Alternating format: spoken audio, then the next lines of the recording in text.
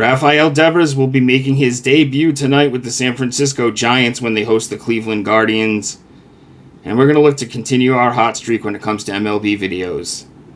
I'm Steve Seagrave from SportsMemo.com. And guys, keep in mind, Wednesday is $5 Wednesday over at Sports Memo. All the cappers over there will have plays locked and loaded for only $5. I am in action tonight in the MLB, the NHL, and the WNBA. If you guys enjoy these videos, do me a favor and hit that like button. Subscribe to the channel if you haven't already. And post your MLB picks in the comment section. Let me know if you agree or disagree with my plays in this video, and I'll check those comments to respond back to you guys.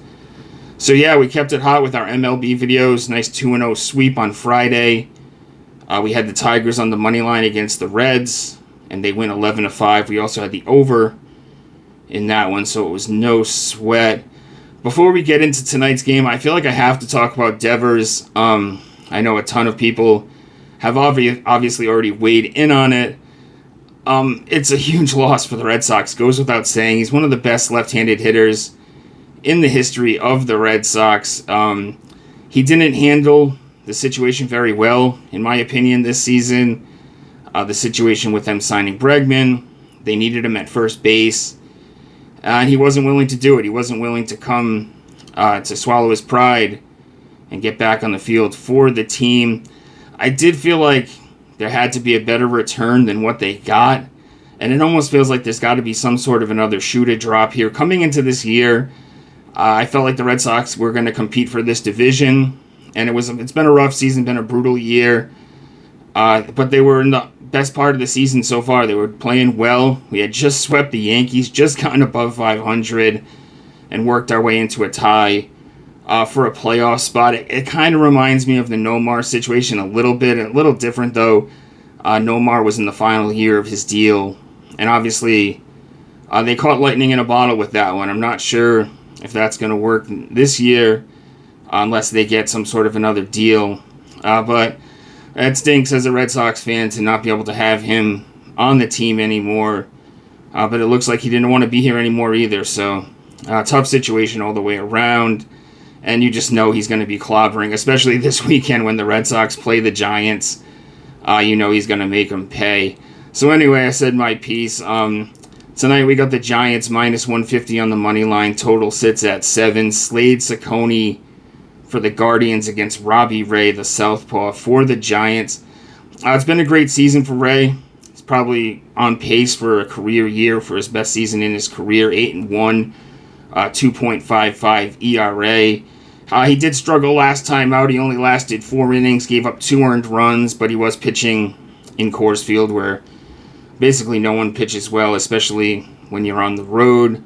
Current Guardians, there's only 4 or 5 hitters that have faced Robbie Ray, but they are a combined 185 with no home runs across 54 at-bats.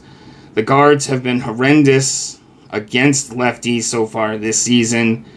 They did get to Lodolo a little bit in their series against the Reds, but over the last 30 days, 24th in WRC plus and dead last in isolated power against lefties. Guardians also not as effective as a lineup when they play on the road. On the other side, we got Slade Cecconi. He's only made 5 starts this year. 4.26 ERA, 1.34 on the whip. He was solid last time out against the Reds, gave up an earned run across 5 innings. However, his expected numbers, he's due for some regression here.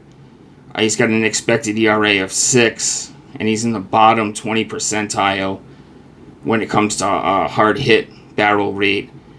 He's due for some regression here. He has had a couple of solid starts in a row, but he's not exactly a guy that I trust on the mound. And then the Giants lineup, they haven't been the greatest against righties. They're a better lineup at home, 22-11 at home this season. But what did this lineup need? Exactly what they needed was a left-handed power bat. And now they're going to stick Devers in the middle of this lineup. And like I said, I know the Red Sox are going out to San Francisco this weekend. It's going to make for a very interesting series.